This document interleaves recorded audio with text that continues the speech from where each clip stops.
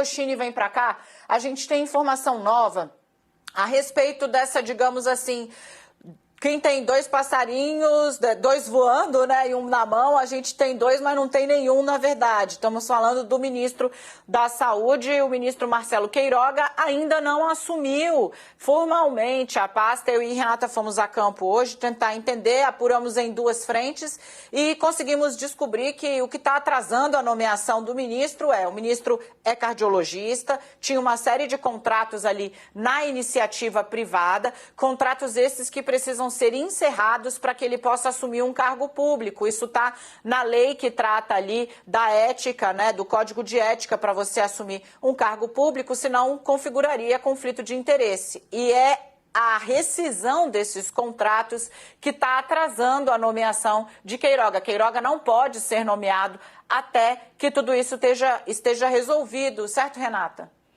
Um ministro me explicou, Dani, que ele está nesse processo de desvinculação, ou seja, de se desvincular dessas associações com o setor privado para ficar, de fato, liberado, desimpedido, para assumir, tomar posse de fato, mas que o entendimento do governo é que ele já está como ministro de fato. Esse não é o entendimento que outros atores têm, né? Que para fora a imagem é que a gente está no meio de um vácuo, um ministro demissionário, o outro que não é ministro de fato. Mas o governo está tentando dizer que, olha, mas ele já está cumprindo uma agenda, portanto já está se inteirando do que ele tem de fazer a partir do momento que ele tomar posse de fato. A indicação que esse ministro me passou é que eles estão trabalhando com terça-feira da semana que vem para esse período de transição e para que ele possa, então, resolver, de fato, esse processo de desvinculação, de se desvincular da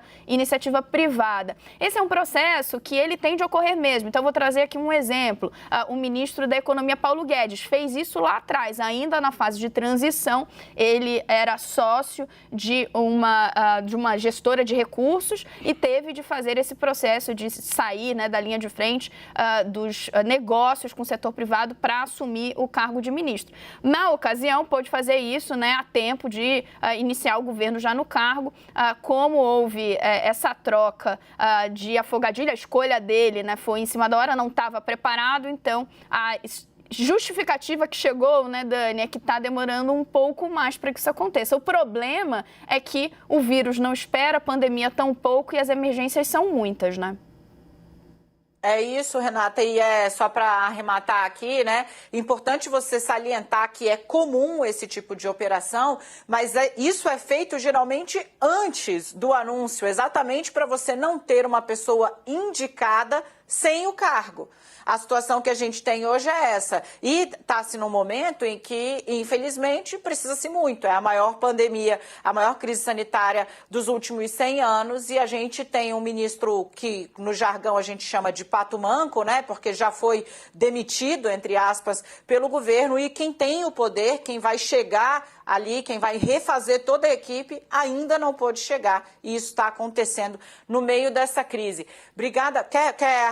Quer finalizar, querida? Eu vi que você tomou um fôlego, vai. Sim, porque eu acho que um outro bastidor que é importante, por que a gente está trazendo isso, né? É claro que se é um expediente que precisa ser feito, é do interesse do público, é interesse da coisa pública que essa desvinculação seja feita, né? Que ele se afaste do setor privado. Agora, as circunstâncias que trouxeram ele para o cargo acabaram levando a essa situação. É por isso que é importante não só a gente explicar por que está demorando. Então, havia ali um processo de recomendação do mundo político para que a doutora Ludmila fosse, então, empossada como ministra, substituindo o general Eduardo Pazuello. Houve aquela conversa com o presidente, essa operação que teve ali bastante suporte, presidente da Câmara, até ministros do STF indicando apoio. Essa operação não foi bem sucedida e aí, então, o ministro Marcelo Queiroga é chamado já em cima da hora, ele que teve ali o apoio do senador Flávio Bolsonaro e que é próximo da família já há bastante tempo. Inclusive, hoje,